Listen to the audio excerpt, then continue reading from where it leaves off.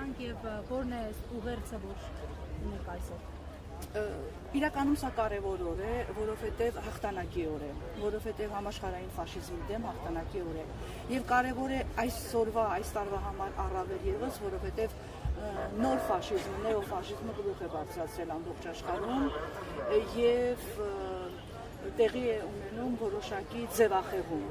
Դրա համար մենք պիտի պարտավոր ենք նշել այս օրը, հիշել հերոսներին, հիշել այս հաղթանակը, որպեսզի նեոֆաշիզմը գլուխ չբարձրացնի, մենք կարողանանք այսօր նույնպես հաղթահարել դա։ Տեսեք, 21-րդ դարում նեոֆաշիզմի դեմ, ֆաշիզմի դեմ պայքարը այլևս տեղափոխվել է տեխնոլոգիաների դաշտ,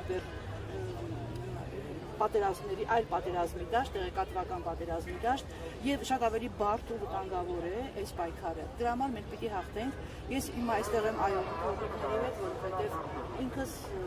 հայրենական մեծ պատերազմի մասնակցի թոռ եմ։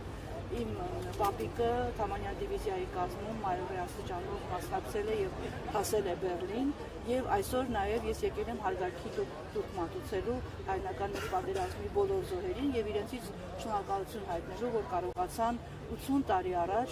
աշխարհը ազատագրել ֆաշիզմից։ Այսօր մենք նույնպես պարտավոր ենք դա անել, որովհետեւ ամենավտանգավոր բանն է, որ կարող ենք թույլ տալ, որ ֆաշիզմը կրկին գլուխ բարձրացնի։